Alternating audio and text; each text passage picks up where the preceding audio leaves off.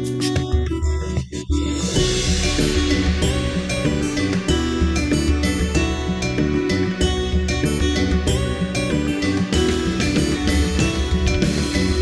isang bansa sa malayong silangan, upirang ngalan perlas ng silanganan. Kagandahan nito ay walang katulad, pinto, pilak, bulaklak ay namumukadkad.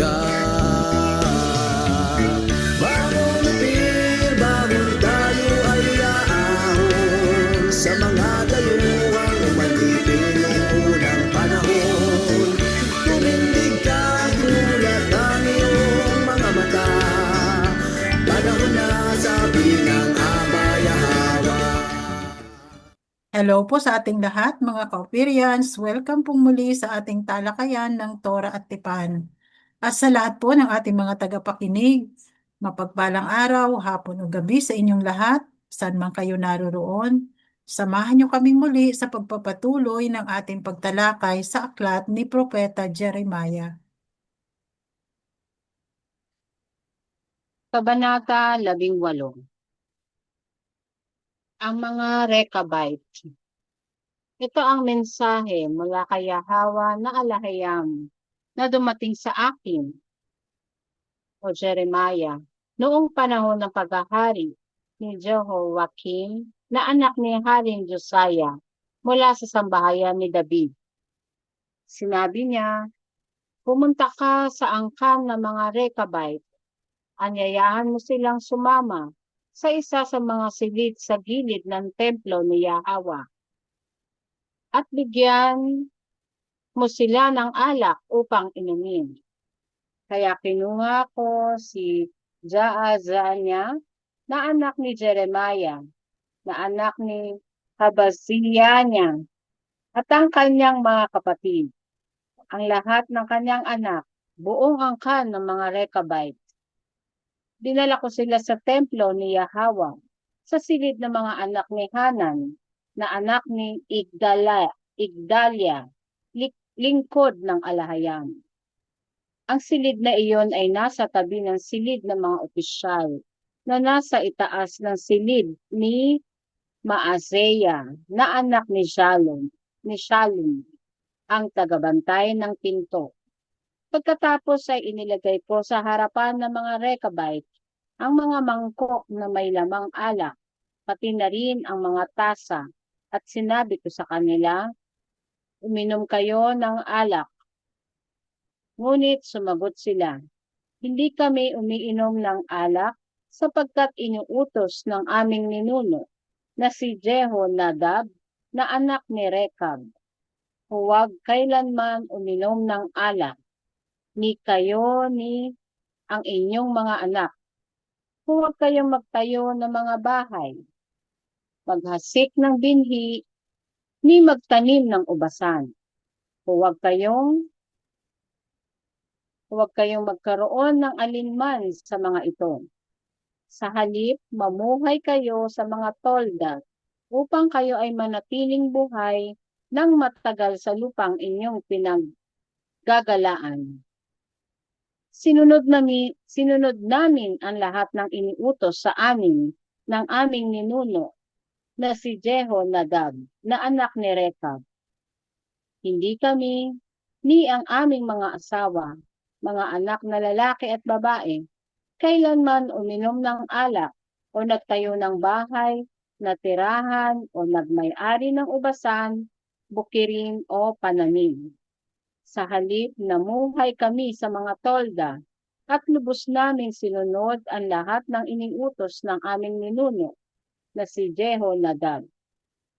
Ngunit nang salakayin ng hari ng Babylon na si Nebuchadnezzar ang lupain ito, sinabi namin, tayo na sa Jerusalem upang makaiwas sa hukbong Babylon at Aramean. Kaya't nanatili kami rito sa Jerusalem. Pagkatapos ay dumating na naman ang mensahe ni Yahwa kay Jeremiah. Ganito ang sabi ni Yahwa na alahayam ng mga Israelita. Pumunta ka at sabihin mo sa mga tao ng Judea at sa mga naninirahan sa Jerusalem, hindi ba kayo magtatanda at susunod sa aking mga salita?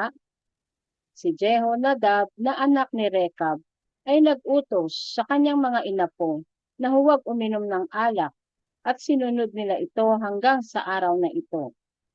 Hindi sila umiinom ng alak sapagkat sinusunod nila ang utos ng kanilang ninuno. Ngunit ako nagsalita sa inyo ng paulit-ulit at hindi kayo nakinig sa akin. Paulit-ulit ko isinugo sa inyo ang aking mga lingkod na mga propeta. Sinabi nila, bawat isa sa inyo ay dapat tumalikod sa masamang gawain at ayusin ang inyong mga lakad. Huwag sumamba o maglingkod sa mga idolo. Sa gayon, mananatili kayo sa lupain ibinigay ko sa inyo at sa inyong mga ninuno. Ngunit hindi kayo nakinig ni nagbigay pansin sa akin. Sinunod ng mga inapo ni Jehonadab na anak ni Rekab ang utos ng kanilang ninuno. Ngunit ang mga Israelita ay hindi sumunod sa akin. Kaya't makinig kayo. Dadalhin ko sa Judea at sa lahat ng naninirahan sa Jerusalem ang lahat ng kapahamakan na ipinahayag ko laban sa kanila. Nagsalita ako, ngunit hindi sila nakinig. Tumawag ako, ngunit hindi sila sumagot. Pagkatapos ay sinabi ni Jeremiah sa angkan ng mga Rekabite, ganito ang sabi ni Yahweh na alahayam ng mga Israelita. Sinunod ninyo ang utos ng inyong ninuno na si Jehonadab. Tinupad ninyo ang lahat niyang tagubilin at ginawa ninyo ang lahat ng iniutos niya. Kaya't si Jehonadab na anak ni Rekab ay hindi mawawalan ng lahing maglilingkod sa akin. Yada. Yada. Mhm. Ganda. So, itong Rechabite, sino ba si Rechab? According kay AI, si Jehonadab na sinasabi dito, yung anak ni Rechab, si Jehonadab yung kasama ni Jehu. Tandaan niyo yung nilusob ng sambahayan ni David, ang sambahayan ni Ephraim, dahil sa mga sa idolatry. Tapos yung yung mga doon ilandaang mga priest na pinagsuot nila ng pare-parehong robe. Sabi mag-alay kayo, tapos pinagpapatay. So si doon, si Jehu ang gano'n nun dahil sa idolatry. Kasama niya nun si Jehonadab. Yun yung kanilang ninuno na anak ni Rekab. Ngayon, tinanong ko, sabi ni AI, si Rekab daw ay kamag-anak din ni Jethro, yung ni Abraham kay Keturah. Yung mga ano ba yun? Si Jethro, di ba yan yung asawa ni Mga Midianite. yung biyanan ni Moses. Oo. Biyanan ni Moses, Ruel or Jethro, mga Midianite. So parang ang Midianite at saka ang Rechabite ay magkamag-anak. Pero mas malaki ang Midianite, tapos ang Rechabite parang subgroup. Iisip ko nga, baka parang katulad ng tribe of Judah at saka Israel. Parang ganun eh. Hindi lahat ng Midianite ay Rechabite. Kumbaga, parang may subgroup siya. So, parang Hebrew. Di ba Hebrew din magkapatid sila. si Rekab at saka si Midian? Magkapatid ba sila? Anak ata ito ni Keturah. Si Rechab? Oo, So magkapatid. si Rekab at saka si Midian. Kasi basta ako mag-anak daw ni Jethro, ni Ruel, na Hmm. biyanan ni Moses. So, ibig sabihin, Hebrew rin sila. Oo. Oo, dahil under pa rin sila kay Abraham. Kaya ito, hindi sila Israelite, pero parang naging loyal sila sa sa Jerusalem, sa mga Israelite. Parang parang sumama sila. Alam ko nung lumabas sa Exodus pa lang, naging kasama na nila ang mga Rechabites. Kaya nung si Jehu ay pupunta sa Northern Kingdom dahil nga sa idolatry, sumama sa kanya si Jehonadab, yung ang ninuno nitong mga Rechabites, yung anak ni Rechab. So isa sila sa mga pumaslang dun sa mga fake priest, mga nag-o-offer ng sa mga idolo na Ilan ba Yung yung idol Jehonadab, ngayon? Ha? yung Jehonadab, ito ba yung nagutos? Na Ito ba yung Oo, si nagutos sa kanila Jehonadab, ang sabi niya, na huwag kayong mm, iinom ng alak, hindi mm, kayo magtatanim, hindi kayo mm. sa tolda lang kayo titira, hindi kayo parang gano'n. So naalala ko tuloy yung yung mga Ano, ano, ano bang era si Jehonadab? Panahon ni yung sa Kings yan, Second King. sa Yung Second na, King siya. yung nag-idolatry na ang mga Sinong hari yung panahon niya? tambay ni Ephraim. Sino yung hari ng Si panahon Ahab. niya? Si Ahab ata kaya Si Ahab. Si Jehonadab. Jehoahab? Oo. Mm-mm. O si Ahab ba? Oo. Parang Bali malapit ano yun pala sis, sa dalawa ang sa Rekab. Chronicles. Dalawang Rechabite. Ang isang Rechab ay Benjamite. Ang isa namang Rechab ay Kenite. Mula din ito Tama. kay, Oo. kay Ketura. Oo. Kasi ang Ang sabi lifestyle ng pala Reka, nito, baka ito yung mga yung nasa yung baka Benjamite itong Rekab na to kasi di ba yung hindi mga siya Benjamite sis, hindi. sa talaga Kenite. Kenite talaga siya. Kasi ang nila, ang lifestyle nila, walang alak. Mm. O, Nomadic, Kenite walang nga alak siya. ang lifestyle nila. Oo. So another another hint o parang sign, di ba? Na na pwede nating hanapin, mahahanap natin ang tribong Oo, yon. tama. Isa nga siya sabi dito Kasi Oh, ang mga si Reka ba Benjamite isang naman Kenite? nagkikidnap. Oo, Kenite siya. nagkikidnap. Oo. Oh, isang Kenite nga daw siya. Tama. Mm. Na Oh. subgroup ng mga Midianite. Parang laging Oo. nilang kasama. Siya, descendants ni Ketura. Oo. So, So, nomad sila. hanggang ngayon ba? Sino tong mga to ngayon, sa ngayon? Baka kasama yan ng yung mga yung mga nasa sa Middle Asia, 'di ba? May mga doon, mga sa tent lang hanggang ngayon. Kazakhstan, mga To hindi sila mga umiinom ng alak Parang bawal sa kanila uminom ng alak. oo. So, hanapin natin kung anong tribo hindi umiinom ng alak ngayon. Yan Never. yung palatandaan Oo, at saka Tapos, sa tent lang tumitira, di ba? tapos Up to tolda now lang. eh. Tolda Oo. lang ang bahay ang tinitirhan nila. Oo, kahit malamig na wala silang, hindi sila nagtatanim, more on Ah, animal, gamit, meron. gatas. Kung ano yan, di yung mga Mongol yan. Mongolian, oo nga. Kasi ang Di ba Mongolia may mga halo din Mongolian sila? Benjamite eh. May mga Kasi medyo, tsaka yung mga nasa perimeter ng Russia, yung mga boundary nandun doon. oo, o nga Sila kasaktan. yung mga Saka kasi, nasa tolda lang. oo, may Walang mga mga bahay Mongolian, kundi tolda may, lang.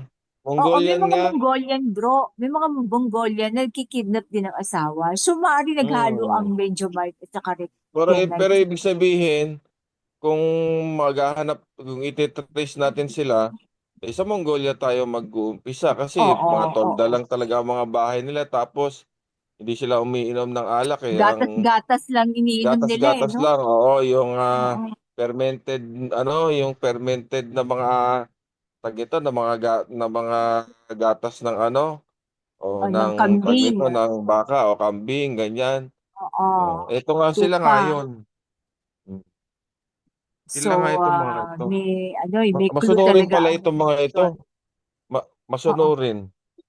Oo.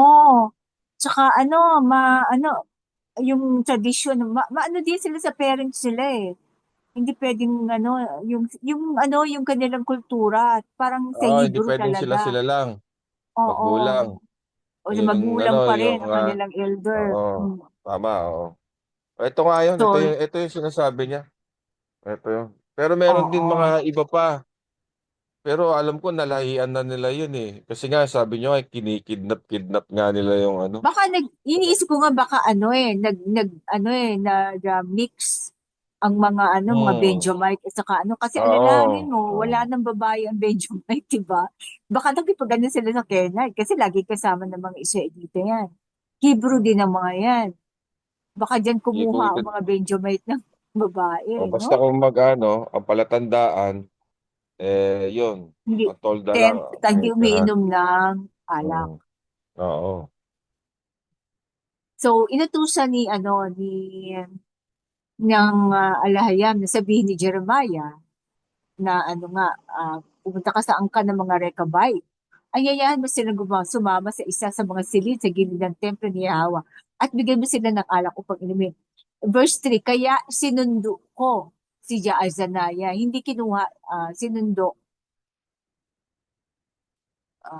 pinalitan ko ng sinundo. Di mo naman kinukuha ang tao, di ba? Okay. Sinundo ko si Jaazaniah na anak ni Jeremiah, na anak niya. Itong Jaazaniah, anak ba mismo to ni Jeremiah? O ibang Jeremiah to? Yan ang nakalagay sis anak ni O hindi, Jeremiah. sino ba ang tatay ni Jeremiah? Habazinya? Baka ibang Jeremiah to, no? Hmm. Habazinya ang tatay. Kaya lang kasi ang pagkakagamit kasi dito, third person, 'di ba? Oo. Anak ni. Oo, Kasi ang si author, Jeremiah nagsusulat oo, sa iba. si Pareho lang siguro Jeremiah ang pangalan. nagsusulat, so anak ni Oo, Jeremiah, Jeremiah na anak ni tapos na anak ni Habazinya. Habaziniah. Oo, at ang So kanyang hindi mga sila kapatid. related na Oo, Jeremiah. magkaiba. Oo. Ang lahat ng kanyang anak, buong angka ng mga Rechabite. Oh, talaga sinundo lahat ng mga paglalaki, no? Dinala ko sila sa templo ni Yahweh, first person. Sa silid ng mga anak ni Hanan, na anak ni Igdalia, lingkod ng Alahayam. Ang silid na iyon ay nasa tabi ng silid ng mga, kasi ano, gatekeeper kasi itong Shalom. Yes, Shalom. Pagkatapos ay inilagay ko sa harapan ng mga Rechabite ang mga mangkok na may lamang alak, pati na rin ang mga tasa. At sinabi ko sa kanila, uminom kayo ng alak. So, puro bowl sila, wala silang baso, no? Ngunit sumagot sila, hindi kami umiinom ng alak sapagkat iniutos ng aming ninuno na si Jehonadab na anak ni Rekab. Huwag kailanman uminom ng alak, ni kayo, ni ang inyong mga anak. Huwag kayo magtayo ng mga bahay, maghasik ng binhi, ni magtanim ng ubasan. Huwag kayo magkaroon ng alinman sa mga ito. So more on tent maker, mga hanap buhay nila, no? Sa halip, mamuhay kayo sa mga tolda upang kayo ay manatiling buhay ng matagal sa lupang inyong pinaggagalaan. Oh, so bakit Pinangalan. kaya pag nagkaroon sila ng mga bahay, madali sila malulusog, no? Samantalang pag nasa tolda sila, nakakataka sila, no? Sinunod namin ang lahat ng iniutos sa amin ng aming ninuno na si Jehonadab na anak ni Rekab. Hindi kami ni ang aming mga asawa, mga anak na lalaki at babae, kailanman uminom ng alak o nagtayo ng bahay na tirahan o nagmay-ari ng ubasan, bukirin o pananim. Talagang walang lahing rebelliousness tong no? Wala, Oo, pero talagang masunurin sila. ang kinabubuhay nila, ah, pag-aalaga ng baka, kambing, Oo, tupa, yan. Yan mga ang naging pero wala silang mga shepherd, parang pananim. mga Israelita, no? Yan ang Pero naging ang nila. Israelita nagtatanim din, pero sila more on animal, no? Saka Ituloy natin sila gatas. At pangako. saka weaving. Alam ko yung mga nag-weave sila, pottery, Oo, nagwi-weave sila. Oo, tama. Oo. pottery, oo, May yan. pangako sa kanila dito yung alahayam eh. Oo. Sa halip, verse 10, sa halip namuhay kami sa mga tolda at lubos naming sinunod ang lahat ng inuutos ng aming ninuno na si Jehonadab. Nakakatuwa naman, no? Ngunit nang salakay ng hari ng Babylon na si Nebuchadnezzar ang lupang ito, sinabi namin, tayo na sa Jerusalem upang makaiwas sa hukbong Babylon at Aramean. Kaya't nanatili kami rito sa Jerusalem. So nung sa Jerusalem sila nagkanlong kasi naging kaalyansa nila ang ah, at saka hindi naman sila actually target ng Babylon. Ang tina-target talaga ng Babylon, yung mga permanenteng nakatira doon. So pag ikaw nasa tolda ka lang, hindi ka gaanong papansinin. Di ba yung mahihirap, pinakamahihirap ang iniwan nila sa ng Babylonian sa lupain. Kasi siguro kahit mayaman ka, sa tolda ka nakatira, hindi ka pag-isipan na mayaman ka, di ba? So akala naman na siguro sobrang hirap ng mga kaya hindi sila pinansin ng Babylon. Dahil tolda lang ang kanilang wala silang batong bahay. Verse 12, pagkatapos ay dumating na naman ang mensahe ni Yahweh kay Jeremiah. Ganito ang sabi ni Yahweh na alahayam ng mga Israelita. Pumunta ka at sabihin mo sa mga tao ng Judea at sa mga naninirahan sa Jerusalem, hindi ba kayo magtatanda at susunod sa aking mga salita? Si Jehonadab na anak ni Rekab ay nag-utos sa kanyang mga inapo na huwag uminom ng alak at sinunod nila ito hanggang sa araw na ito. Tao lang si Jehonadab pero yung kanyang mga descendant ay sumusunod sa kanya. To the hanggang sa alinlahi, Hindi sila uminom ng alak sapagkat sinunod nila ang utos ng kanilang ninuno. Ngunit ako, nagsalita sa inyo ng paulit-ulit at hindi kayo nakinig sa akin. Paulit-ulit kong isinugo sa inyo ang aking mga lingkod na mga propeta. Sinabi nila, bawat isa sa inyo ay dapat tumalikod sa masamang gawain at ayusin ang inyong mga lakad. Huwag sumamba o maglingkod sa mga idolo. Sa gayon, mananatili kayo sa lupaing ibinigay ko sa inyo at sa inyong mga ninuno. Ngunit hindi kayo nakinig ni nagbigay pansin sa akin. No? Talagang pasaway ang mga Israelita. Sinunod ng mga inapo ni Jehonadab na anak ni Rekab ang utos ng kanilang ninuno. Ngunit ang mga Israelita ay hindi sumunod sa akin. Okay, verse 17. Kaya't makinig kayo. Dadalhin ko sa Judea at sa lahat ng naninirahan sa Jerusalem ang lahat ng kapahamakan na ipinahayag ko laban sa kanila. So may second batch, no? Nagsalita ako, ngunit hindi sila nakinig. Tumawag ako, ngunit hindi sila sumagot. O wala, o dinedma ang alahayam. Pagkatapos ay sinabi ni Jeremiah sa angkan ng mga Rechabite, ganito ang sabi ni Yahweh na alahayam ng mga Israelita. Sinunod ninyo ang utos ng inyong ninuno na si Jehonadab. Tinupad ninyo ang lahat niyang tagubilin at ginawa ninyo ang lahat ng iniutos niya. Kaya't si Jehonadab na anak ni Rekab ay hindi mawawala ng lahing maglilingkod sa akin. So, na-appreciate ng alahayam, yung mga yung lahi ni Jehonadab, dahil faithful sila sa kanilang ninuno, masunurin sila. Kasi yun yung quality na hinahanap ng alahayam sa kanya magiging lingkod. At saka yung pagiging pinuno ni Jehonadab. Parang siguro nakita ni Jehonadab kung paano parusahan ng alahayam ang lahi ng sambahayan ni Ephraim noon, di ba? Yung kung paano magalit ang alahayam. Talaga kaya sa kanyang mga descendant, naging mahigpit din siya sa pagsunod sa mga utos sa kanya. Sino yung mga yan ngayon? Although hindi naman wala sa utos ng alahayam na huwag kayo uminom, pero nakita ng alahayam ni Jehonadab ang ginagawa ng alak sa isang tao. At alalahanin natin, ano ba ang alak na sinisimbolo ng alak?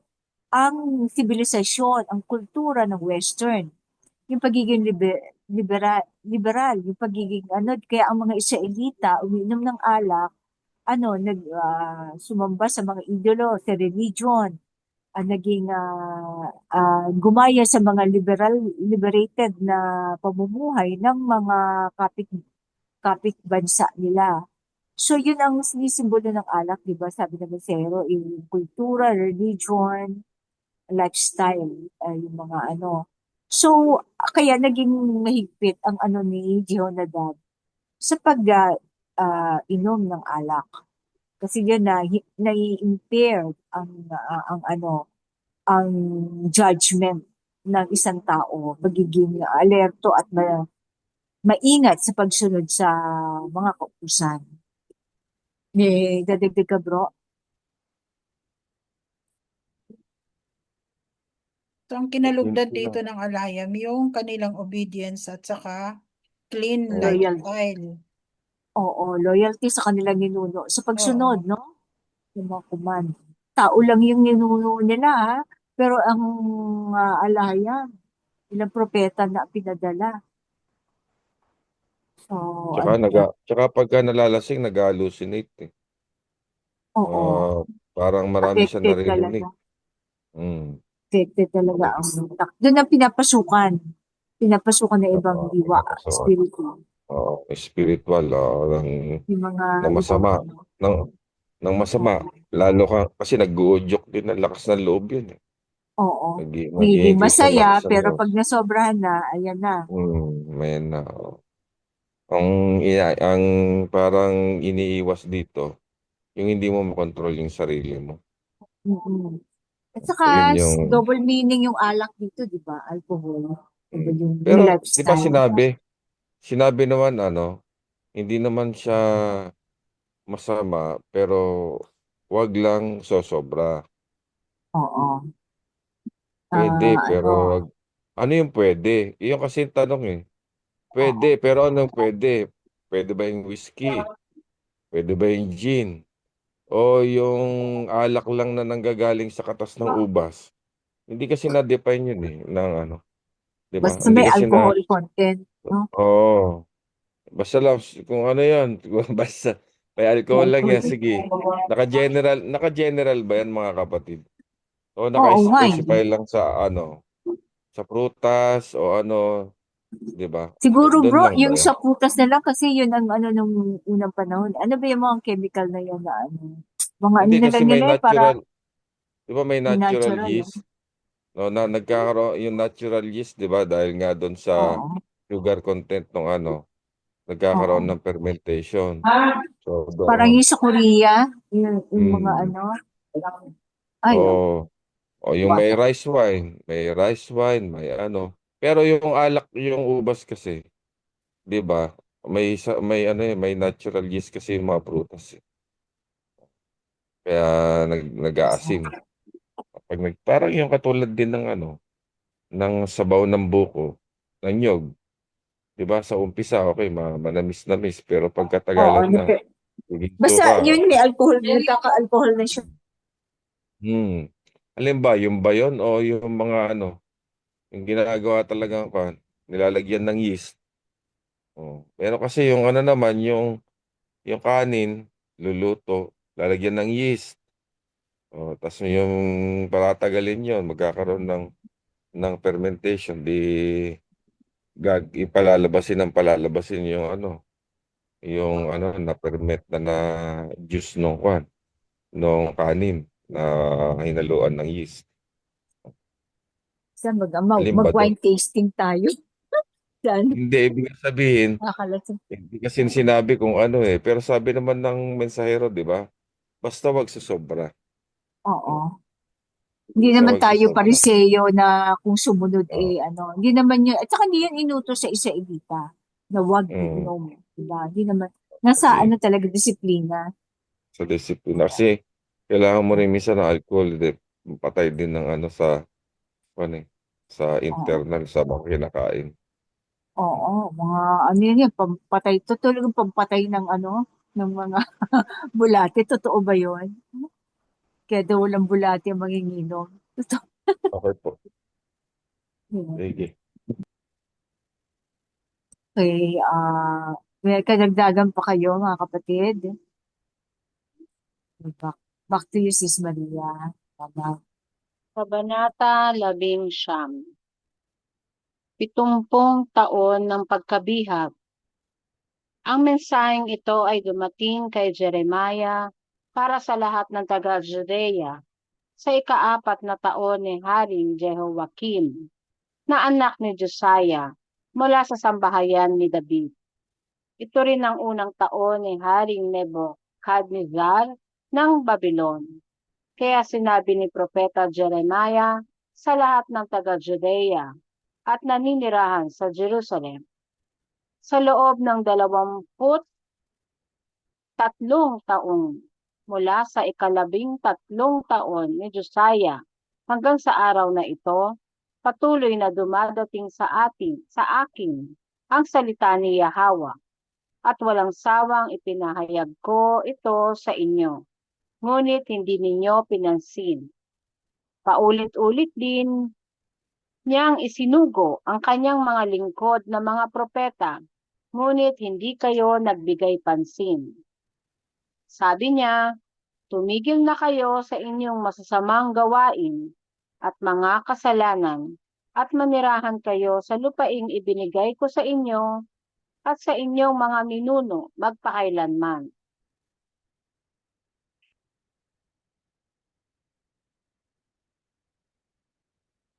Alalahanin ang utos ni Yahweh, huwag kayong sasamba o maglilingkod sa mga idolo.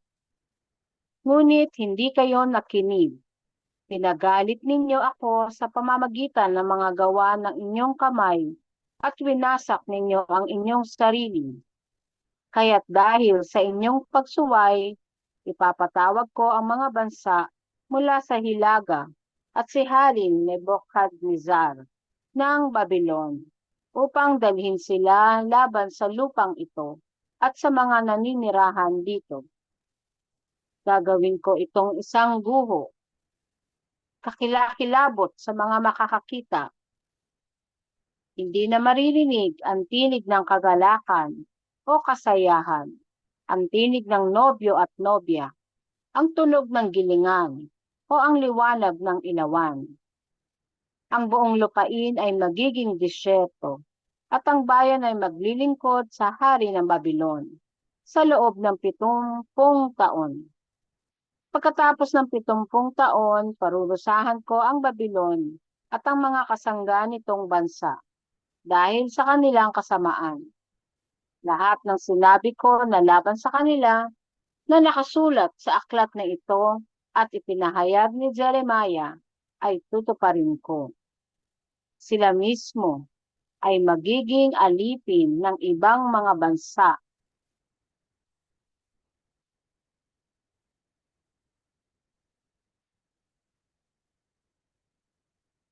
at makapangyarihang hari. Pagbabayarin ko sila ayon sa kanilang gawa at sa mga ginawa ng kanilang kamay, sabi ni Yahweh, ang kopa ng puot ng alahayam. Ganito ang sabi ni Yahweh, ang alahayam ng mga Israelita, kunin mo sa kamay ko ang kopang ito na puno ng alak ng aking puot at ipainom mo ito sa Babylon at sa lahat ng bansang kasama nila. Kapag ininom nila ito, sila ay susuray at maguguluhan dahil sa tabak na ipadadala ko sa kanila. Kaya kinuha ko ang kopa mula sa kamay ni Yahweh at ipinainom ko ito sa Babylon at sa mga kaalyado. Sa Babylon, sa hari nito at mga pinuno, na itinalaga bilang isang guho at kakilakilabot. Sa Ezekiel chapter 28 verse 1 to 19, Isaiah chapter 14 verse 12 to 15, Isaiah chapter 34 verse 11 to 15. Sa Faraon ng Egypt, sa kanyang mga lingkod, pinuno at mamamayan, sa mga dayuhang naroroon, sa mga hari ng Uz, mga hari ng Filisteo, o Ashkelon, Gaza, Ekron at nalabi sa Ashdod, sa Edom, Moab at Ammon, sa lahat ng hari ng Tyre at Sidon, mga hari ng baybayin sa kabilang ibayo ng dagat, sa Dedan, Tema, Baz, at sa lahat ng nasa malalayong dako, sa lahat ng hari ng Arabia at ng mga dayuhang naninirahan sa disyerto, sa lahat ng hari ng Zimri, Elam at Lydia, at sa lahat ng hari sa Hilaga, malapit at malayo, isa-isa silang iinom, lahat ng kaharian sa lupa. At pagkatapos nila, iinom din ang hari ng Sheshak. Pagkatapos ay sabihin mo ito sa kanila. Ganito ang sabi ni Yahweh, ang alahayam ng mga Israelita. Inumin ninyo ito, malasing kayo, sumuka at mabuwal. At huwag nang bumangon pa dahil sa tabak na ipadadala ko sa inyo. Kung tatanggi silang inumin ang saro, sabihin mo, ganito ang sabi ni Yahweh, dapat ninyong inumin ito. Dahil nagsimula na ako magdala ng kapahamakan. Akala ba ninyo ay makakaligtas kayo? Hindi. Tatawagin ko ang tabak laban sa inyong bansa at sa lahat ng kasama ninyo. Ipahayag mo ang mga salitang ito. Si Yahweh ay aatungal mula sa itaas, maglalabas ng kulog mula sa kanyang banal na tahanan. Kagaya ng nag-aapak ng ubas. Sisigaw siya laban sa mga naninirahan sa lupa. Maririnig ang kaguluhan mula sa dulo ng daigdig. Dahil si Yahweh ay magpaparusa sa mga bansa. Hahatulan niya ang buong sangkatauhan. Lilipunin niya ang mga masasama gamit ang tabak. Tignan ninyo, may kapahamakan lumalaganap sa buong mundo. Isang napakalakas na bagyo ang paparating mula sa dulo ng daigdig. Sa panahong iyon, ang mga pinatay ni Yahweh ay nasa lahat ng dako, sa isang dulo ng lupa hanggang sa kabila. Wala ni isa ang itatangis, kukunin o ililibing, para silang dumi sa lupa. Tumangis kayo, mga huwad na pastol. Gumulong kayo sa alabok, kayong mga pinuno. Dumating na ang panahon ng inyong pagbagsak. Kakatayin kayo tulad ng pinakamatabang lalaking tupa. Wala nang matatakbuhan ang mga huwad na pastol. Walang matataguan ang mga pinuno ng bayan. Pakinggan ninyo ang iyak ng mga pastol, ang panaghoy ng mga pinuno ng kawan, sapagkat winawasak ni Yahweh ang kanilang pastulan. Ang dating payapang mga damuhan ay magiging wasak dahil sa matinding galit ni Yahweh. Katulad ng isang leon, lalabas siya mula sa kanyang lungga at ang kanilang lupain ay magiging disyerto dahil sa tabak ng mananakop at sa matinding puot ni Yahweh. Yada.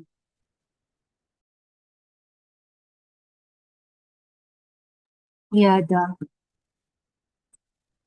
Yada. So, 70 taon na pagkabiyag. Parang baligtad siguro itong chapter. Kasi ito first year pa lang ni Nebuchadnezzar, no? First year pa lang niyang namumuno. Sabi dito, okay. So, siguro yung nauna to dun sa Rechabites, yung verse 19 at saka 18, yung kapalit. Pero anyway, ayos na lang natin. 70 taon. Ang mensahe, kasi itong 70 taon ng pagkabihag, 70 years na walang magtatanim. Kasi, di ba pag 7 years sa sabbatical year ang lupa, ang lupa. Almost 500 years na sila sa Judea, hindi po sabat ang lupa nila. So parang sisingilin sila ng alahayam dito yung 490 years. So ano yun, 70 years na hindi nakapag na walang sabat. 7 times 70 divided 490. So ibig sabihin, 70 na years ang hindi ginawa ng mga Israelita. So ito magkakaroon ng pwersang sa sabbatical year. Okay.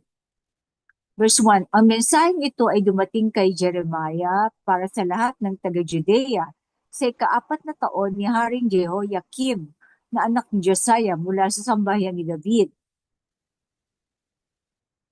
So, ika-4 na taon. Ito rin ang unang taon ni Haring Nebuchadnezzar ng Babylon.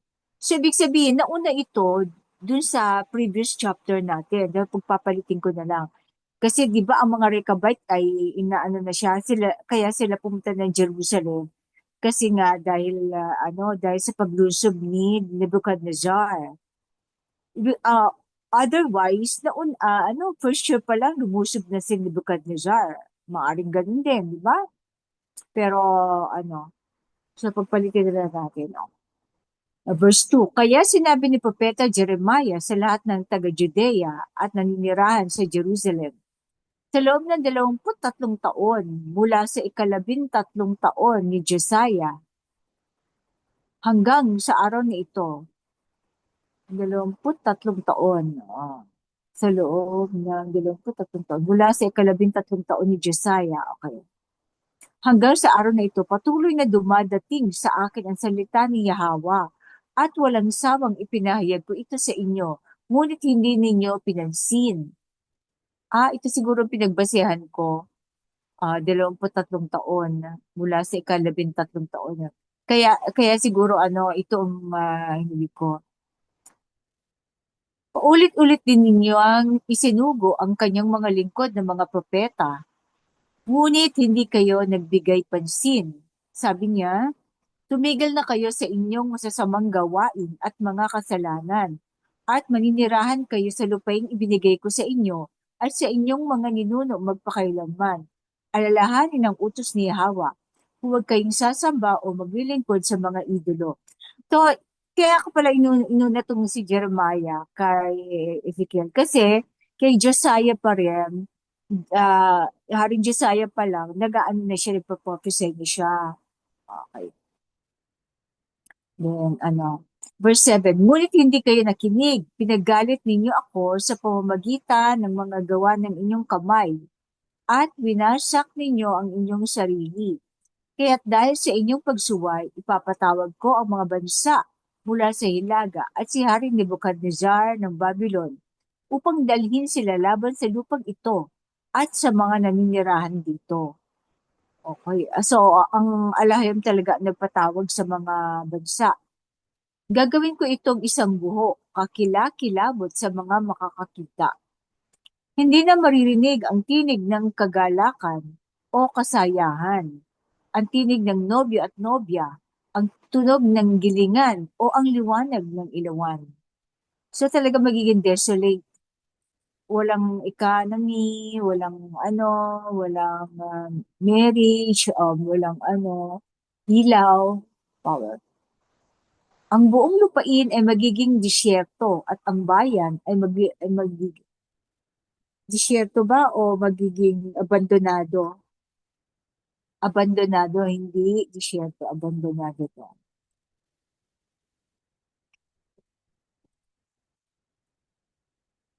At ang bayan ay maglilingkod sa hari ng Babylon sa loob ng 70 taon. Pagkatapos ng 70 taon, parurusahan ko ang Babylon at ang mga kasangga nitong bansa dahil sa kanilang kasamaan. So, ginamit muna niya ang katapangan ang mga kabagsikan ng mga kalaban, no? Lahat ng sinabi ko na laban sa kanila na nakasulat sa aklat na ito at ipinahayag ni Jeremiah ay tutuparin ko. Sila mismo ay magiging alipin ng ibang mga bansa at makapangyarihang hari at mga makapangyarihang hari at makapangyarihang mga hari pala at makapangyarihang mga hari. Kasi marami to eh. Kings ang nakalagay dito. Pagbabayarin ko sila ayon sa kanilang mga gawa at sa mga ginawa ng kanilang kamay. So, lahat may consequence pag ikabayaran, ano? Yung hindi pagkaroon ng Sabbath year, hindi pagkaroon ng yung ginawa sa pagsuway. Ang kopa ng puot ng alahayam. Okay. Ganito ang sabi ni Yahweh, ang alahayam ng mga Israelita. O kopa, yung puot naman, no? Kunin mo sa kamay ko ang kopang ito na puno ng alak ng aking puot at ipainom mo ito sa Babylon at sa lahat ng bansang kasama nila. Kapag ininom nila ito, sila ay susuray at maguguluhan dahil sa tabak na ipadadala ko sa kanila. Kaya kinuha ko ang kopa mula sa kamay ni Yahweh at ipinainom ko ito sa Babylon at sa mga kaalyado. Ano to, vision lang, ano? Vision lang to. Kasi naman ang kunin niya yung kopa tapos idadalhin sa mga hari. Vision niya sa Babylon, sa hari nito at mga pinuno na itinalaga bilang isang buho at kakilakilabot. So may mga verses dito na binigay yung mga kay Ezekiel, Isaiah, sa paraon ng Egypt, pati Egypt, sa kanyang mga lingkod, pinuno at mamamayan, sa mga dayuhang naroroon, sa mga hari ng Uz. Saan ba itong Uz? Ito yung yung kay ni Job. 'Di ba si Job taga Uz? Sabi dito, ito yung parang bandang din eh. Iran, sa mga hari ng parang bandang Iran din to or yung saan ba yung bandang ni Jonah? Banda dyan or maaring Iraq. Basta yung area na yan, yung Uz. Mga hari ng Filisteo, Ashkelon, Gaza, Ekron, at lalabi sa Ashdod. So ito yung naman ngayon, yung Gaza, no? Yung south ng ng Judea. Sa Edom, Moab, at Ammon. Ito naman nasa east side, the Jordan River. Yung Jordan ngayon, no? Sa lahat ng hari ng Tyre at Sidon, sa northern ito, yung mga Lebanon, mga Syria, yan. Mga hari ng baybayin sa kabilang bayo ng dagat. Sa kabilang bayo ng dagat, so mga Cyprus, mga Cyprus, yan, mga Cyprus, pa, Turkey, basta yung kabilang ibayo ng dagat. Sa Dedan, Tema, Bus, at sa lahat ng nasa malalayong dako. Sa lahat ng hari ng Arabia at ng mga dayuhang naninirahan sa disyerto, Saudi Arabia. Sa lahat ng hari ng Zimri, Elam at Media. Zimri, Elam at Media. So mga northern northern Jerusalem, o Midianite, sa at saka Zimri, di ba? Northern Kingdom din to. At sila, Elam, ito yung Iraq. Pangalawang anak ni ni Shem, no? At sa lahat ng hari sa Hilaga, malapit at malayo. So kasama na dito ang Russia siguro to. At saka isa-isa silang iinom. Lahat ng kaharian sa lupa. Sa lahat ng kaharian sa lupa. At pagkatapos nila, iinom din ang hari ng Sheshak. Anong Sheshak?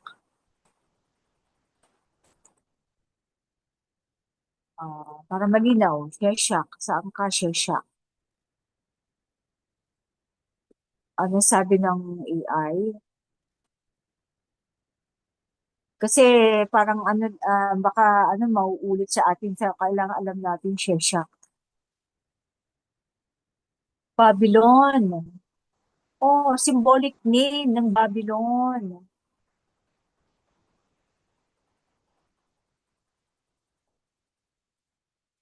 Coded name for Babylon using an ancient Hebrew cipher called Atbash. The Hebrew letters of Babel o Babylon are transformed into Sheshach. Okay. So, lagyan natin ng Sheshach ay, lagyan natin ng Babylon. O, bahala na sila research. Mga kapatid.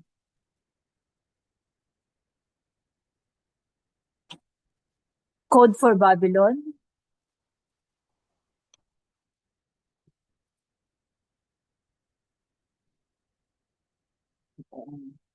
Gawin na, sa Babylon na lang.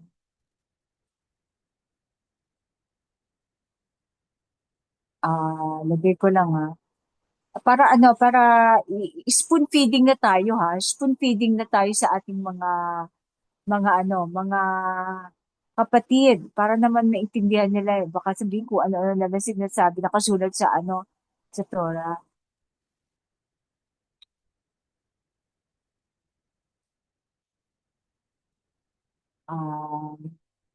Gusto ko napipicture nila yan. So, salamat na lang meron tayong AI. Baka kasi ang magbabasa walang AI.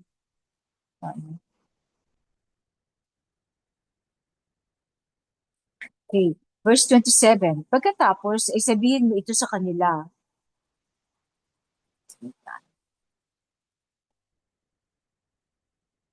Ganito ang sabi ni Yahweh, ang alahayam ng mga Israelita. Inumin ninyo ito, malasing kayo, sumuka at mabuwal, at huwag nang bumangon pa dahil sa tabak na ipadadala ko sa inyo. Kung tatanggi silang inumin ang musaro, sabihin mo, ganito ang sabi ni Yahweh, dapat ninyong inumin ito, dahil nagsimula na ako magdala ng kapahamakan. Akala ba ninyo ay makakaligtas kayo? Hindi. Tatawagin ko ang tabak laban sa inyong bansa at sa lahat ng kasama ninyo. Mga kapatid, ano to? Nagaganap na ba ngayon?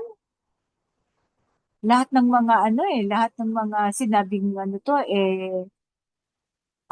nasa palibot ngayon ng Zionist, mga Jewish Zionist, di ba? At lahat niya ito ginagamit siguro ng alahayam ang Zionist. Pero, katulad ng Babylon, sila din ay mahuhulog sa tabak. Verse 30. Ipahayag mo ang mga salitang ito. Si Yahweh ay aatungal. Aatungal ba yung roar? Sigaw. Mula sa itaas, maglalabas ng kulog mula sa kanyang banal na tahanan. Kagaya ng nag-aapak ng ubas. Sisigaw siya laban sa mga naninirahan sa lupa. So, tatapakan. Yan. Di ba, nagkakatas na kulay pula. So, parang ganun din, maraming mamatay sa lupa. Verse 31, maririnig ang kaguluhan mula sa dulo ng daigdig dahil si Yahweh ay magpaparusa sa mga bansa. Maririnig ang kaguluhan mula sa dulo na... Sa atin ba magmumula? Tingnan ko nga yung verse 31. The tumult will resound from the ends of the earth. For Yahweh, the Alahayam, will bring charges against the wicked. Hindi kaguluhan. Tama, tingnan natin, Kasi parang mga, hindi kaya sa paksilik na to?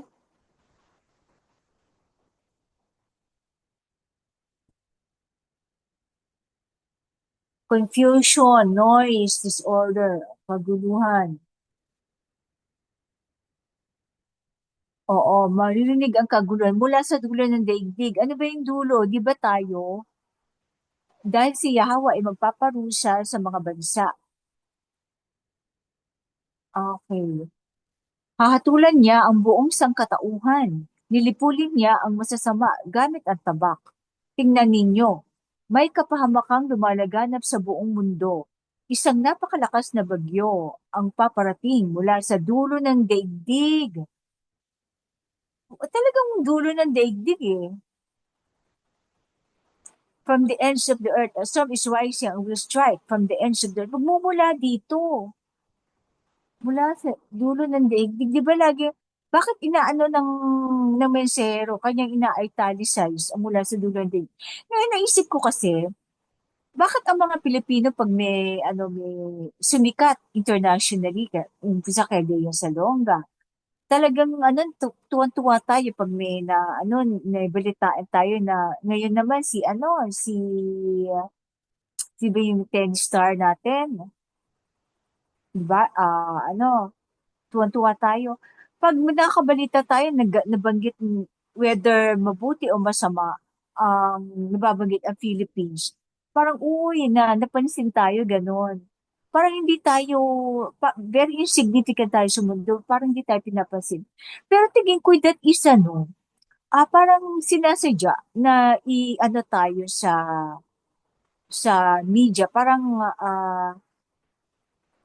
alam mo 'di ba ang mga serpent binabaligtad nila.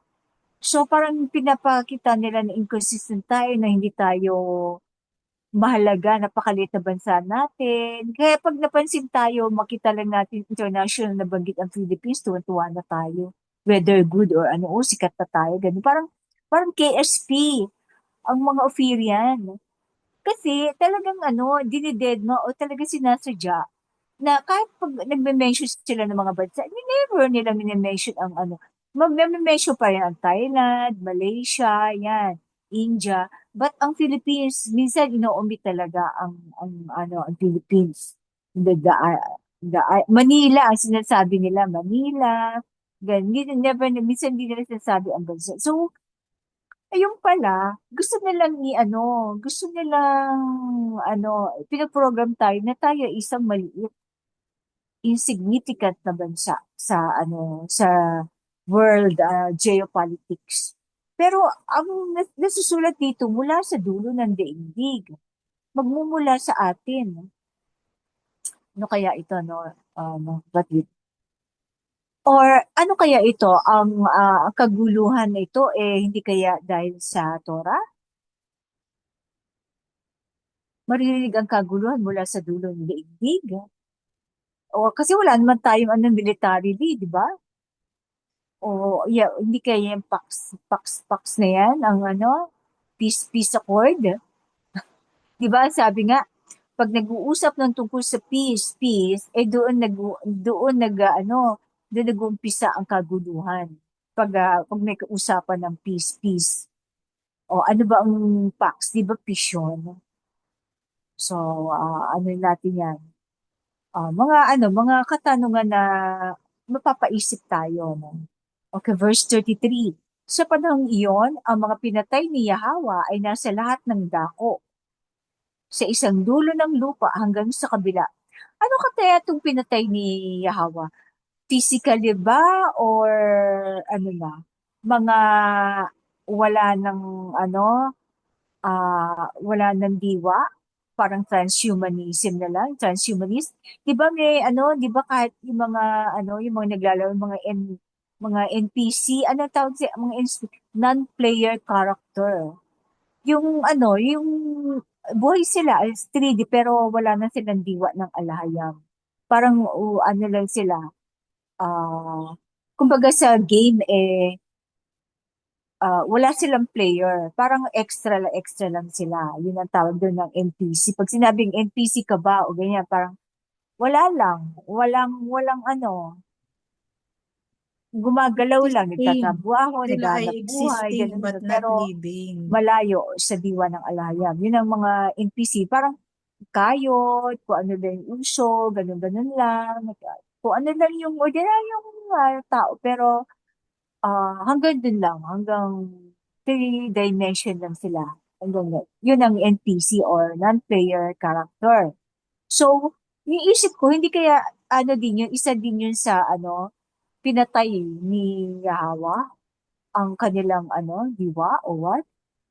Kasi meron akong mga na may mga kahalubilo natin na wala daw diwa or spirit, mga transhumanism, parang robot na lang, which is parang transhumanism, parang halo halo ang organic ang katawan nila, pero ang kanilang mental at controlled na ng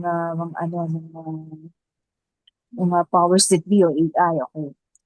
Wala ni isa ang itatanis, kukunin o ililibing para silang dumi sa lupa. O walang iiyak ka siguro dahil hindi sila mamamatay physically. Hindi sila kukunin o ililibing para silang dumi sa lupa. Hindi sila ililibing kasi hindi naman sila patay physically. Baka ito yun. Kaya sila para silang dumi sa lupa. Bakit kahit pa paano, di ba lahat ng tao may kamag-anak, may o wala lang. Basta naguho ang bumagsak ang isang bridge, lahat namatay, isang aeroplano, wala, ano yun, walang iiyak, parang imposible naman, no? O NPC lang, no? Verse 34, baka mga na sila, mga vampire na ilang libong taon na nagbuhay, no? Tumangis kayo, mga buwad na pastol. O, gumulong kayo sa alabok, kayong mga pinuno, ay mga masasamang pinuno, mga wickedly, masasamang pinuno. Dumating na ang panahon ng inyong pagbagsak. Kakatayin kayo tulad ng pinakamatabang lalaking tupa. O, di ba, yun ang pinipili, yung pinakamatabang lalaking tupa, yun ang laging kinakata, yung favorite na So, sila ang paborito ding katayin. Wala nang matatakbuhan ang mga huwad na pastol. Walang matataguan ang mga pinuno ng bayan. Kasi wala na kasi may AI na at saka may mga satellite at saka CCTV. Wala na. Verse 36, pakinggan ninyo ang iyak ng mga pastol, ang panaghoy ng mga pinuno ng kawan, sapagkat winawasak ni Yahawa ang kanilang pastulan.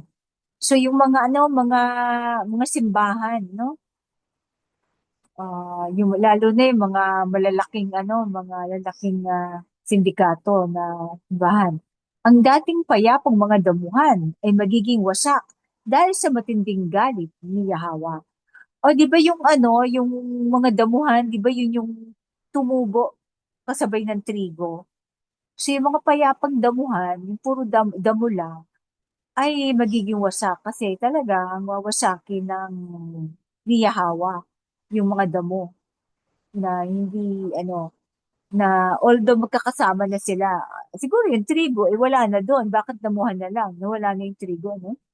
Katulad ng isang leon, ilalabas siya mula sa kanyang lungga at ang kanilang lupain ay magiging disyerto dahil sa tabak ng mananakop at sa matinding puot ni Yahawa.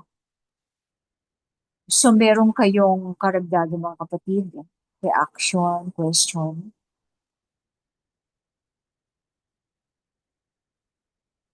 Kung wala na, back to you, Sis Maria, para makatagpo tayo. Salamat. Kabanata 20. Mensahe para kay Baruch.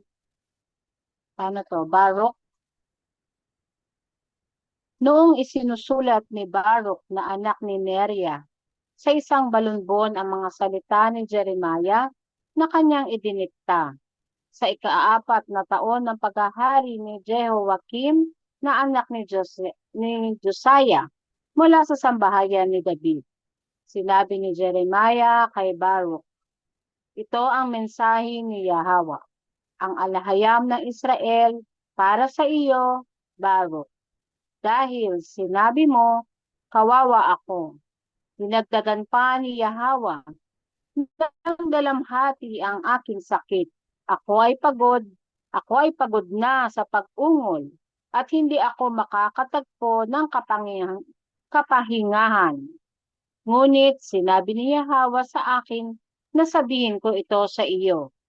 Gigibain ko ang mga itinayo ko at bubunutin ko ang mga itinanim ko sa buong lupain.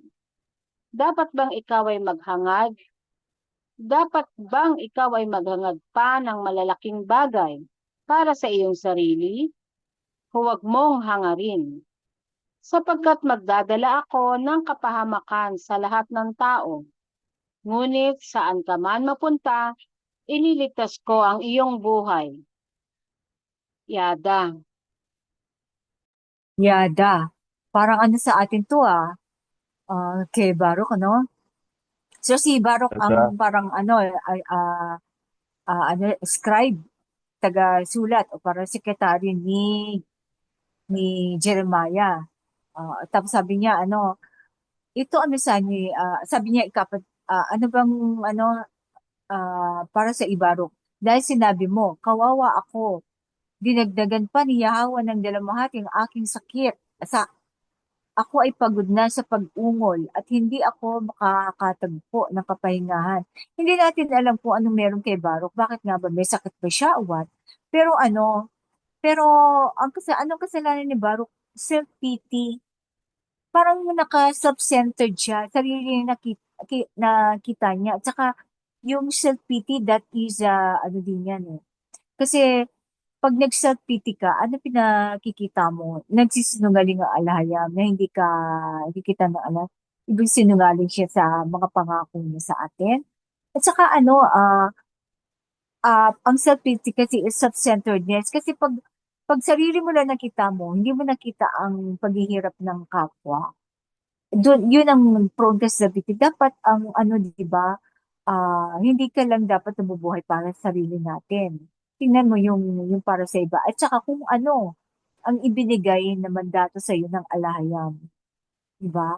So ano dito, ngunit ang sagot ng alahayam, ngunit sinabi ni Yahweh sa akin, na sasabihin ito sa iyo, gigibain ko ang mga itinayo ko at bubunutin ko ang mga itinanim ko sa buong lupain. So, what I have did, o ganon. Dapat bang ikaw ay maghangad pa ng malalaking bagay para sa iyong sarili? Huwag mong hangarin. Siguro na nag-ano siya na mahirap ang buhay. Kasi kapag hatian to, 'di ba? Dahil ang Babylon ay sumusugod sa kanila. Sapagkat magdadala ako ng kapahamakan sa lahat ng tao. Ngunit saan ka man mapunta, ililigtas ko ang iyong buhay. So buhay ang mahalaga, yung buhay, hindi yung mga material na bagay, magbuhuman ng bahay, masunugan man ng...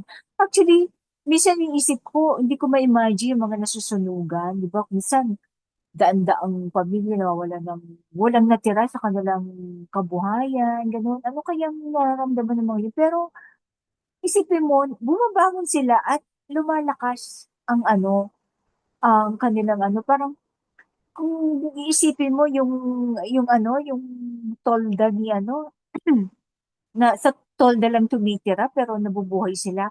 Ang sa Aba talaga, ang buhay ang ano, ang pinakamahalaga. Mawala man yan kung ano yung mga ano, kaya ang sabi ng alam, kung ano yung tinayo ko ay aking bubunutin. Kung ang ano ang binigay ko sa iyo, na meron ka ngayon, pwede ko yan bawiin. 'Di ba? Kung sa ano, sa kalooban niya. So hindi tayo dapat ah, kapit-tuko sa material na bagay. Kasi at the end of the day, wala naman tayong madadala. 'Di ba, mga kapatid? So huwag tayo masyado mag-stress sa ano kailangan. Kasi ako ganyan din, OT ako ng OT para mabili ko yung mga gusto kong magkaroon ako. Kasi parang ganyan. Tapos sa iyo, at as expense of ano, pwede naman akong hindi mag-OT, pero wala, gusto ko na, ayan. Kaya ako nagkasakit. Yun, naging cause din yun ng ano, stress, puyat, at sa poor diet, yung lifestyle. So, ano yun din ang, ano, yun ang nakukuha kong take away natin to kay Baruch. Dapat hindi tayo nagsiself-pity. Minsan mag-interest, ah, di ba ang sabi ng ano, tumingin tayo kay Hawa sa alahayam, hindi sa sarili natin. Siguro kung titingin ka sa salamin, tingnan mo kung baka meron kang dungis sa mukha mo o may log in your eyes. Di ba? Pero kung titingnan mo ang sarili mo, kung ano, kung compare mo sa iba, magsiself-pity ka talaga. Dahil hindi lahat ng tao ay tumingin ka doon sa mas nangangailangan ng tulong mo, hindi yung sa mga tao na nakahihigit sa'yo. Siguro ang take away natin dito. May karagdagan pa kayo mga kapatid. Kung wala na, pwede pa tayong isa, no, mga kapatid? Or mga sis? Pwede pa isa? Okay po. Kabanata 21. Sinunog ni Jehoiakim ang kasulatang isinulat ni Jeremiah. Dumating ang mensahe ni Yahweh na alahayam sa akin, o Jeremiah, noong ika-4 na taon ng paghahari ni Jehoiakim na anak ni Josiah mula sa sambahayan ni David. Sinabi niya, kumuha ka ng isang balumbong sulatan at isulat mo rito ang lahat ng mensaheng sinabi ko sa iyo ukol sa sambahayan ni Ephraim, sa sambahayan ni David, at sa lahat ng bansa. Mula nang magsimula ako magsalita sa iyo noong panahon ni Haring Josiah hanggang ngayon. Baka sakaling kapag narinig ng bayan ng Judea ang lahat ng kapahamakan na balak kong ipataw sa kanila.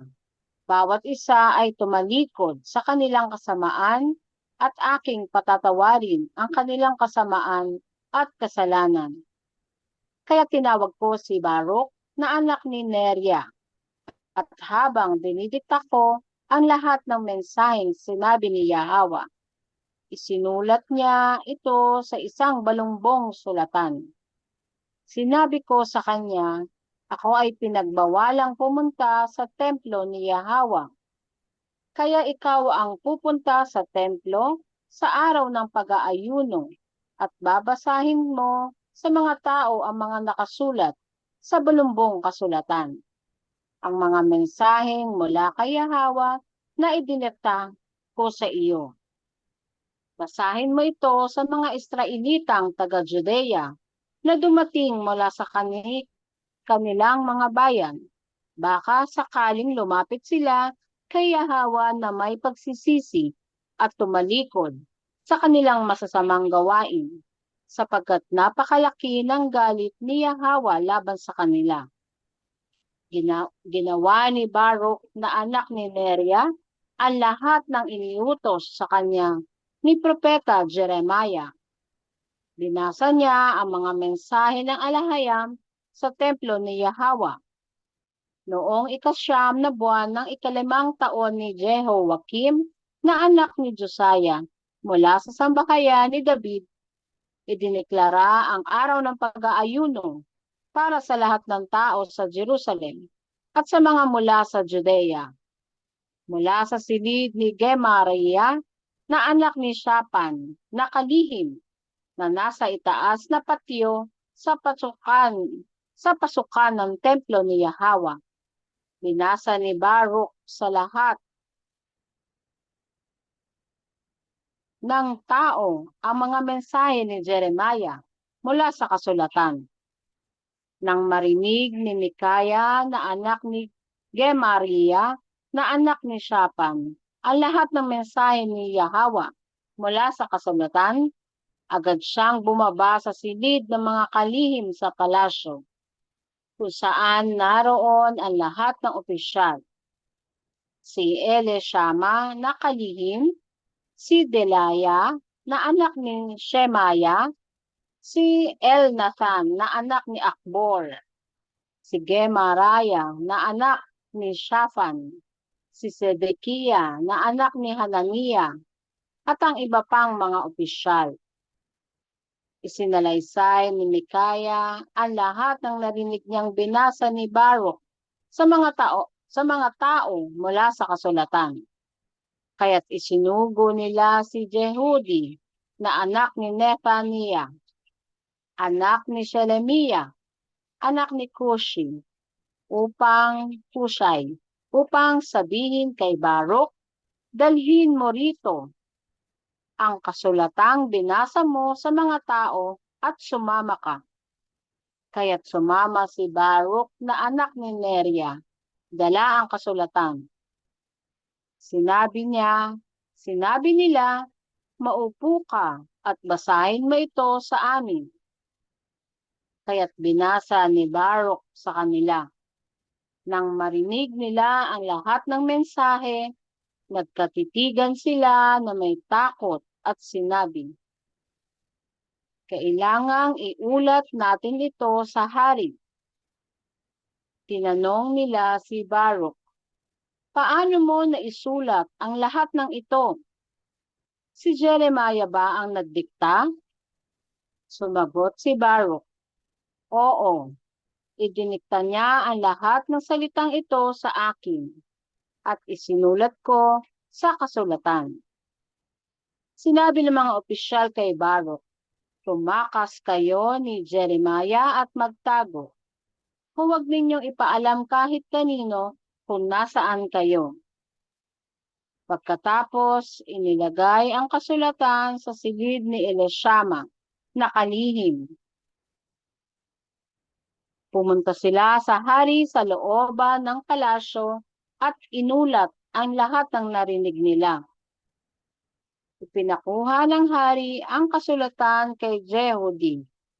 Dinala niya ito mula sa silid ni Elishama at binasa ito sa harap ng hari at ng mga opisyal na nakatayo sa tabi niya.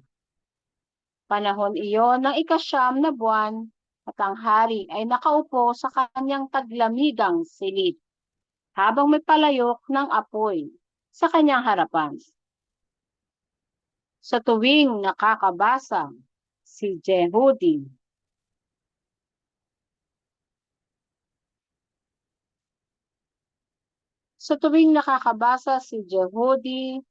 ng 3 o 4 na hanay sa balumbon ng kasulatan, pinuputol ito ng hari gamit ang kutsilyo ng kalihim at itinatapon sa palayok ng apoy hanggang sa masunog ang buong kasulatan. Ang hari at ang kanyang mga lingkod na nakarinig ng salita ay hindi nagpakita ng takot o nagpunit ng kanilang kasuotan. Kahit pa pinakiusapan siya ni Elnathan, Delaya at Gemaria na huwag sunugin ng kasulatan, hindi siya nakinig. Sa halip, iniutos niya kina Jeramiel na anak ng hari, kay Seraiah na anak ni Azriel, at kay Shelemiah na anak ni Abdiel, na dakpin sina Baruch at Jeremiah. Ngunit itinago sila ni Yahweh. Pagkatapos sunugin ng hari ang kasulatan na naglalaman ng mensahe ni Yahweh na idinekta ni Jeremiah at isinulat ni Baruch, dumating muli ang mensahe ni Yahweh kay Jeremiah. Kumuha ka ng panibagong kasulatan at isulat mong muli ang lahat ng salitang nasa unang kasulatan na sinunog ni Haring Jehoiakim mula sa sambahayan ni David. Sabihin mo rin ito kay Jehoiakim. Sinunog mo ang kasulutang ito at sinabi mong bakit isinulat mo na tiyak na darating ang hari ng Babylon at wawasakin ang lupaing ito at pupuksain ang tao at hayop.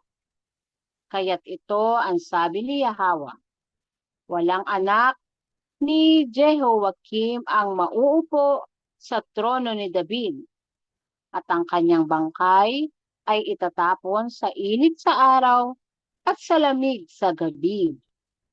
Parurusahan ko siya, ang kanyang mga anak at ang kanyang mga lingkod dahil sa kanilang kasamaan. Dadalhin ko sa mga Israelita na nasa Judea at Jerusalem ang lahat ng kapahamakang aking ipinahayag sa kanila, sapagkat hindi sila nakinig. Kaya't muling idinikta ni Jeremiah kay Baruch ang lahat ng nasa unang kasulatang sinunog ni Jehoiakim at isinulat ito ni Baruch sa bagong balumbon.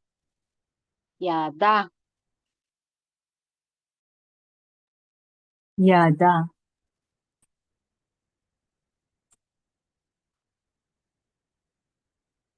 So, ilang taon ba si Jehoiakim? 11 years ba siya?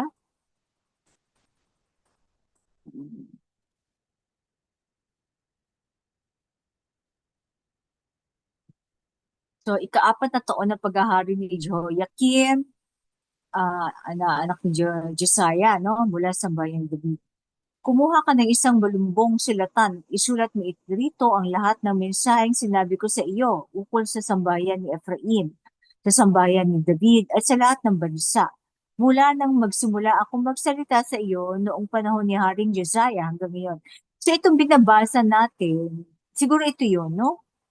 Yung inulit ni baka sakaling kapag narinig ng bayan ng Judea ang lahat ng kapahamakan na balak kong ipataw sa kanila, bawat isa ay tumalikod sa kanilang kasamaan at aking patatawarin ang kanilang kasamaan at kasalanan.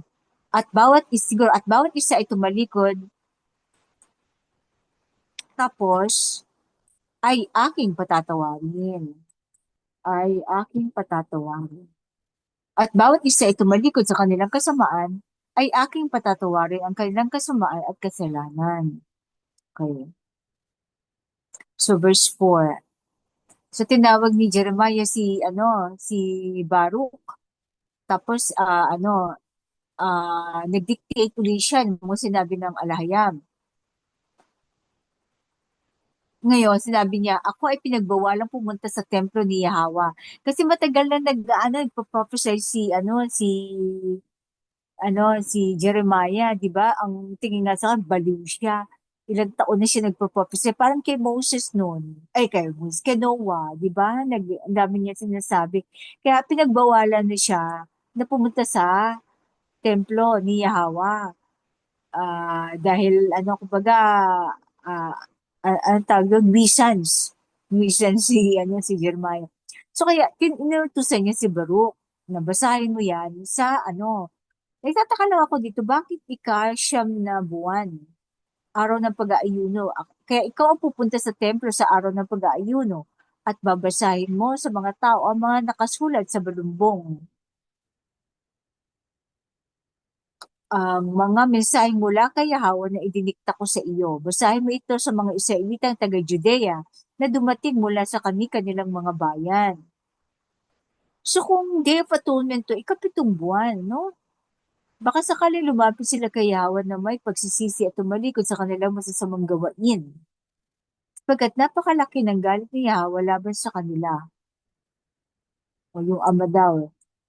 Ang ginawa ni Baruch na anak ni Raya ang lahat na iniutos sa kanya ni Propeta Jeremiah. So binasa niya ang mensahe ng Alahayam sa templo ni Yahweh. Noong ika-9 na buwan ng ika-5 taon ni Jehoiakim. Ika-9 na buwan ba sis? Di ba ika-7 to? O baka nag-declare sila ng sa ika-9 na buwan. Di ba pa ba yun? So verse 9. Idideklara ang araw ng pag-aayuno para sa lahat ng tao sa Jerusalem at sa mga mula sa Judea. O binago na ang dito. Hindi pa naman nababago ang nito, calendar.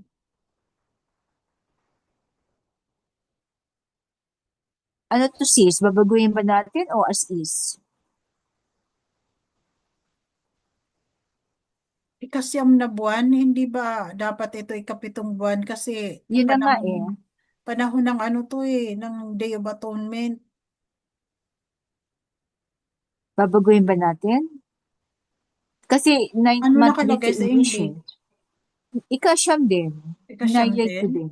Oo. Iniisip ko baka special decree ba yan? Or ano?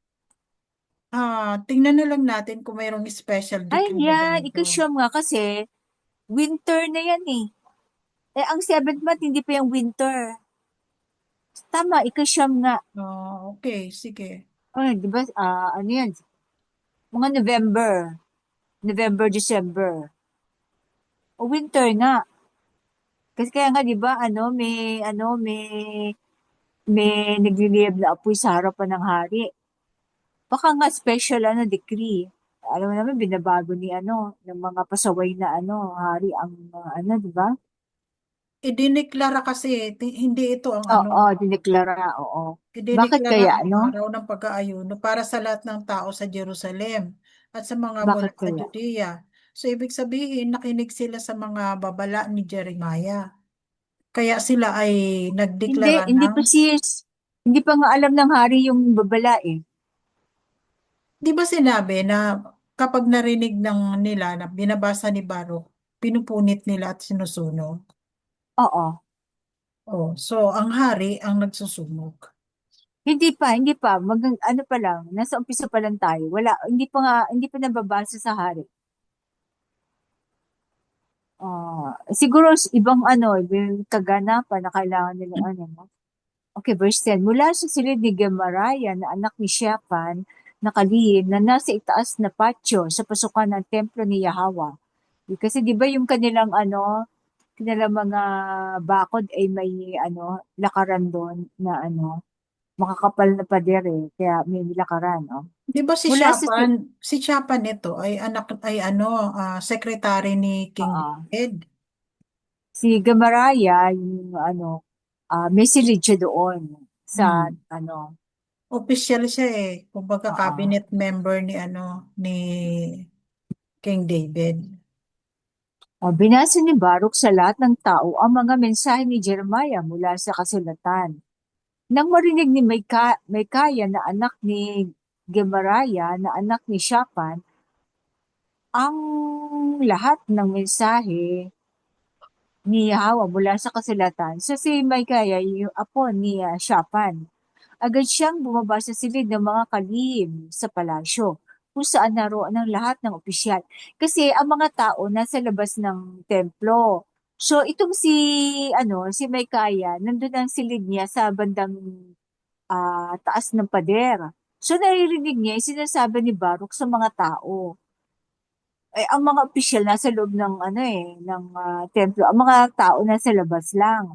So naririnig niya ngayon, ni-report niya dun sa mga nireport niya kay Elishama, nakalig, kay Delayan na anak ni Shamaya, si Elnatan na anak ni Akbor, si Gamaraya na anak ni Shaphan, si Sidekaya na anak ni Hananaya, at ang iba pang mga opisyal. Sidekaya, ito ba yung Sidekaya na ipatatapon din sa Babylon? Iisa ba yan, sis? Anak ni Hananaya. Tingnan natin sa next book, no? So, na ikunento niya dahil kasi hindi naman siya basta sa mga kalapit sa hari. So, sa mga official siya tumakbo kasi apo siya ng ng secretary. So, nakakalapit siya sa tatay niya, sa lolo niya. Verse 13, isinalaysay ni Micaiah ang lahat ng narinig niyang binasa ni Baruch sa mga tao mula sa kasulatan. Kaya't isinugo nila si Jehudi na anak ni Netaniah, anak ni Shelemiah, anak ni Kushai, upang sabihin kay Baruch, dalhin mo rito ang kasulatang binasa mo sa mga tao at sumama ka. So sila pala yung cordon sanitaire. So hindi sila ang nagsasala ng mga information na dadali ng hari. Idadali sa hari. Kaya sumama si Baruch na anak ni Neraya, dala ang kasulatan. Sinabi nila, maupo ka at basahin mo ito sa amin. Kaya't binasa ni Baruch sa kanila. Nang marinig nila ang lahat ng mensahe, nagkatitigan sila na may takot at sinabi, kailangan iulat natin ito sa hari. Tayo ba nagkakatitigan, sis, pag naririnig natin yung mga propesiya, yung ilang yung trumpet, di ba? Yung sa Revelation. Parang nasanay na tayo, hindi na tayo nasisindak sa mga ng Revelation, no? Oo. Na ganyan. Parang, pero sila dito, bago sa kanilang pandinig, talaga na-shock sila. Na kasi makaharian ng sinabi. Ang kanilang ang perception nila is immediate. Kahit pa 1,000 taon pala, one day lang sa alayo. Pero sa timeline ng tao, mga 1,000 taon. So, hindi biglaan na isang araw magaganap. Baka mga 3 taon doon, 3 taon dito din, di ba? Ang sabi nga ng mensahero, wala nang magiging Cold War. Talagang war na. Pag sumiklab sa West, at tumigil sa West, dito naman sisiklab sa East. Yun ang sinabi niya. Pag sumiklab dito sa East, pag nawala sa West, dito naman sa East sisiklab. So, sumiklab na doon sa bandang West, ang sinasabi niya siya may territory, hindi yung West na Kasi hindi talaga dadalhin ng West ang gera sa kanilang mga bansa. Dito lang sa siya may territory. So, pag sinabing West, ay nandiyan ang Jerusalem, Judea, yung mga nandiyan ang katulad na nangyayari sa atin sa Iran. Pag sinabing East, dito naman sa mga Asia, Southeast Asia. So, hindi talaga magaganap sa Amerika o sa North America o South America. Hindi magaganap ang gera dyan. Laging ditong sa border ng tulad na nagaganap sa Russia, di ba? Border niya, ang Ukraine, yan. Basta siya may territory ang kanilang kinokontrol or tinatarget. Verse 17, tinanong nila si Baruch, paano mo naisulat ang lahat ng ito? Si Jeremiah ba ang nagdikta? Duda na sila, no? Sumagot si Baruch, oo, ididikta niya ang lahat ng salitang ito sa akin at isinulat ko sa kasulatan. So, interrogation na nangyari, ano? Sinabi ng mga opisyal kay Baruch, tumakas kayo ni Jeremiah at magtago. Huwag ninyong ipaalam kahit kanino kung nasaan kayo. Tinago nila ang kasulatan sa kwarto ng sekretary ni Elishama. Tapos pumunta sila sa hari para mag-report. Kasi baka sila ang balikan pag hindi nila sinabi, no? Pinakuha ng hari ang kasulatan kay Jehudi. Dinala niya ito mula sa silid ni Elishama at binasa ito sa harap ng hari at ng mga opisyal na nakatayo sa tabi niya. O sa tulad ng kwento, panahon iyon ng ikasyam na buwan at ang hari ay ikasyam na buwan nga at ang hari ay nakaupo sa kanyang taglamigang silid habang may palayok ng apoy sa kanyang harapan. So siguro taglamigang silid ito open air kasi mausok pag kung saradong sarado. So may palayok ng apoy sa harapan niya. Sa tuwing nakakabasa si Jehudin 3-4 na hanin sa balumbon ng kasulatan, pinuputol ito ng hari gamit ang kutsilyo ng kalihim at itinatapon sa palayok ng apoy hanggang sa masunog ang buong kasulatan. Galit na galit siya doon sa nakasulat. So hindi siya niniwala kasi si Jeremiah na sinasabi nilang na nuisance, no? Ang hari at ang kanyang mga lingkod na nakarinig ng salita ay hindi nagpakita ng takot o nagpunit ng kanilang kasuotan tulad ng pagsisisi. Wala lang, nonchalance. Kahit pa pinakiusapan siya ni Elnatan, Delaya at Gemaraya na huwag sunugin ang kasulatan, hindi siya nakinig. Sa halip, iniutos niya kina Jeramil na anak ni Hari kay Seraya, so sa mga nadakpin sina Baruch at Jeremiah. Ngunit itinago sila ni Yahweh. So hindi sila pinakita. Hindi sinabi kung paano.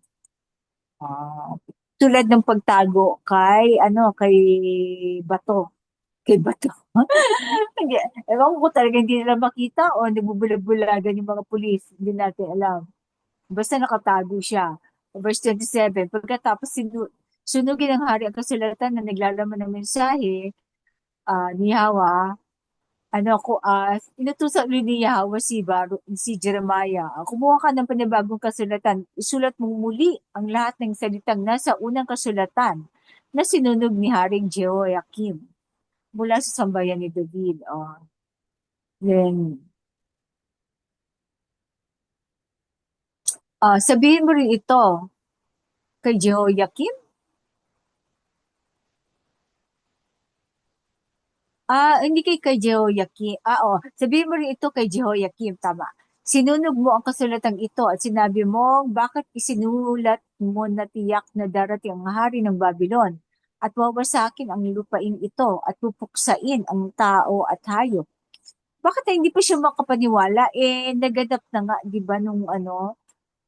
Siguro hindi si ano, yung unang hari, hindi hindi pa si Nebuchadnezzar ang hari ng Babylon that time.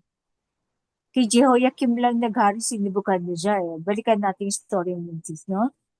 Kaya't ito ang sabi ni Yahweh, walang anak ni Jehoiakim ang mauupo sa trono ni David, at ang kanyang bangkay ay itatapon sa init sa araw at sa lamig sa gabi. Parurusahan ko siya, ang kanyang mga anak at ang kanyang mga lingkod dahil sa kanilang kasamaan. So walang magiging anak o descendant niya ang maghahari. Dadalhin ko sa mga Israelita na nasa Judea at Jerusalem ang lahat ng kapamakang aking ipinahayag sa kanila, sapagkat hindi sila nakinig. Kaya pala dinala rin siya sa tapos lahat ng buo niyang pamilya. Tapos itinalaga yung isa niyang kapatid. Kaya't muling idinikta ni Jeremiah kay Baruch ang lahat ng nasa unang kasulatang sinunod ni Jehoiakim, at isinulat ito ni Baruch sa bagong balumbon na binabasa natin ngayon. No? Meron kayong karagdagan mga kapatid? Reaction? Kung wala na, ito ang salita ng Alahayam, Halaluaya, Alahayam. Yada. Yada.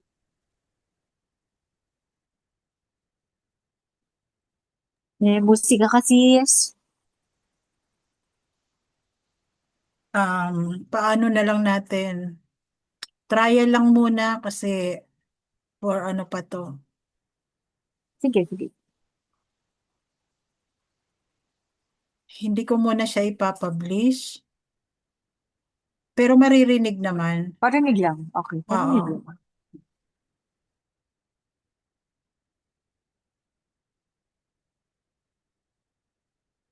Ano title, sis?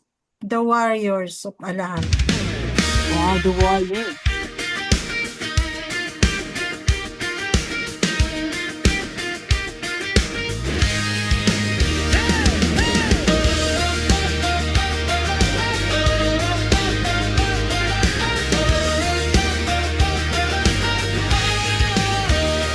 We are the warriors of Elohim. We have the sword of the word. We trampled down the enemies, broke its chains so powerless. With the full armor of Apple, we conquer the world with his words. Yeah, so let us shout, shout, shout the victory with the sword of the word. Let us conquer the world. We are set free. The warriors of Elohim.